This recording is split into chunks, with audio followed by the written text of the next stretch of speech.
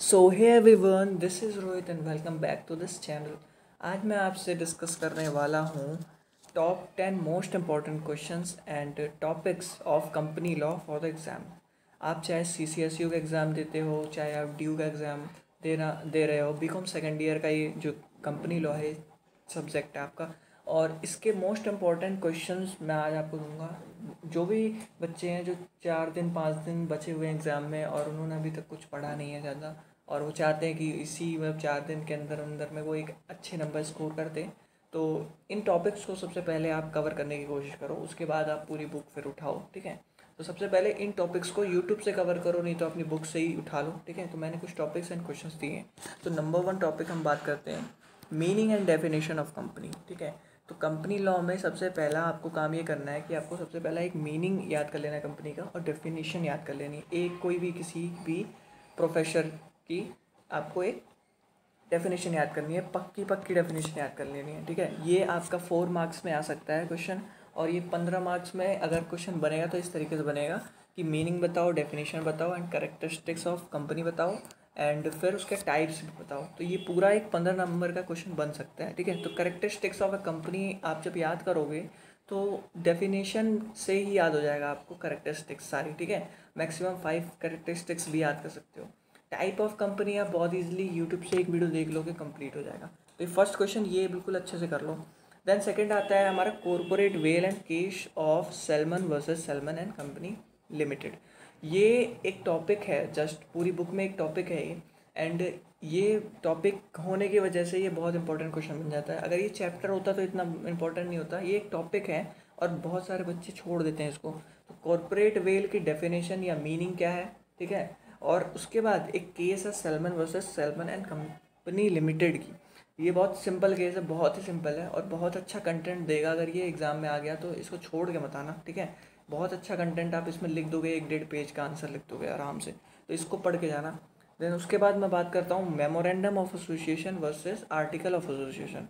अब memorandum and article of association दोनों एक तरीके से सिमिलर ही हैं। अगर आपने पढ़ा है तो दोनों सिमिलर ही हैं, तो इसमें कन्फ्यूज़न नहीं होना है, कंफ्यूज मत होना। और मेमोरेंडम ऑफ एसोसिएशन का डिफरेंस याद करके जाना इन दोनों का, और इन दोनों की मीनिंग, और इन दोनों का एक जो अल्ट्रेशन होता है, अल्ट्रेशन मैं बोलूँगा कि अल्ट्रेशन सिर्फ आप मेमोरेंडम ऑफ एसोसिएशन का याद कर लो, और आर्टिकल ऑफ एसोसिएशन का ज़्यादा अल्ट्रेशन है नहीं।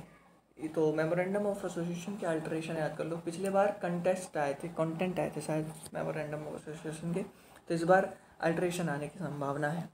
अब बात करते हैं हम फोर्थ में, एक्सप्लेन करने के लिए आ सकता है जैसे डॉक्ट्राइन ऑफ अल्ट्रा वायरस, ठीक है।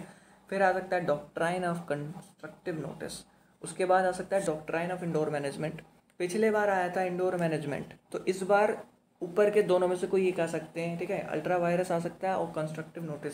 लेकिन ये तीनों बहुत ईजी हैं और इन तीनों पे आप अच्छा खासा 1 पेज पूरा लिख सकते हो। तो इन तीनों को तो पढ़ के जाना, क्वेश्चन आ जाए तो छोड़ो मत, करके आओ। 4 नंबर में आ सकता है ये क्वेश्चन कि explain doctrine of ultra virus.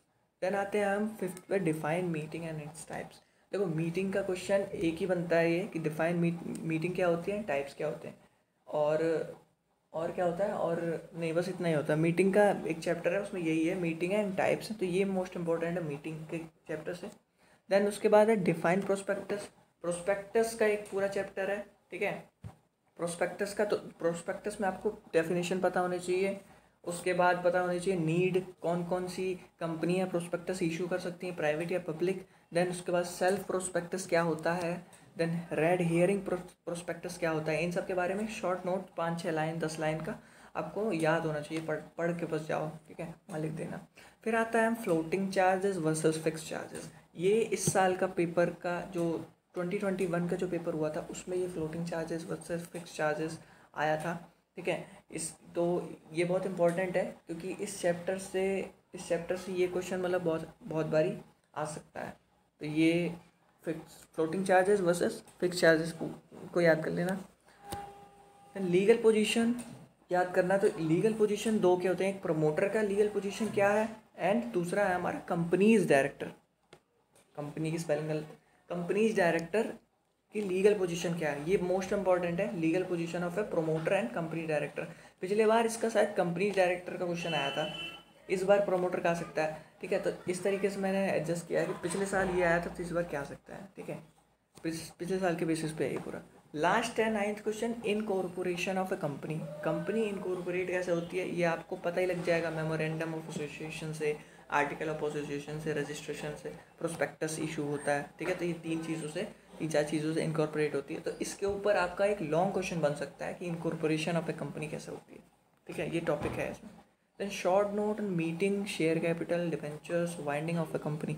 ये शॉर्ट नोट इतने ही नहीं है, जब आपका ये 9 टॉपिक हो जाएगा ना कवर सारा, तो उसके बाद जो थोड़ा टाइम बचेगा उसमें आप डेफिनेशन याद करना है। शॉर्ट नोट तो किसकी याद करनी है, मीटिंग क्या होती है, छोटा meeting note. Then short share capital क्या होता है, डिबेंचर्स क्या होता है, winding up of a company क्या होता है, डिसोल्यूशन क्या होता है। उसके बाद वाइंडिंग अप एंड डिसोल्यूशन में एक छोटा डिफरेंस याद कर लेना। That's all. ये थे कुछ क्वेश्चंस जो कि मैंने on the basis of previous year question paper के अकॉर्डिंगली मैंने इन सारे क्वेश्चंस को सेट किया है। ठीक है, मेजरली जो पोर्शन है वो आपका कवर हो जाएगा इस पूरे 10 क्वेश्चन में आपका 80%, 70-80% चैप्टर कवर हो जाएंगे। तो कोशिश ये करो कि पहले इन 10 क्वेश्चंस को अच्छे से कर लो, बिल्कुल कि माइंड में तुरंत आ जाए कि हाँ इसका ये आंसर है। ठीक है, उसके बाद जाओ आप दूसरे क्वेश्चन पे। ठीक है, उसके बाद आप जाओ फिर अपनी बुक पर पूरी बुक पढ़ लो। फिर अगर आपके पास कम समय है तो पहले इनको कवर कर लो, इससे आपका 50% मार्क्स 100 में से 50 तो ले ही आओगे, 50 से ऊपर ही ले आओगे इसमें से। ठीक है, ये बहुत मेन क्वेश्चन है जो मैंने बताए। तो आई होप मेरी वीडियो अच्छी लगी हो, और अगर वीडियो अच्छी लगी है तो मेरे चैनल को सब्सक्राइब करें और शेयर करें अपने दोस्तों के साथ जो कि आपके साथ पढ़ते हैं, उन्हें भी बताएं कि यार ये मोस्ट इंपॉर्टेंट क्वेश्चंस हैं। एंड मेरी वीडियो को लाइक करें अगर अच्छी लगी हो। Thank you so much.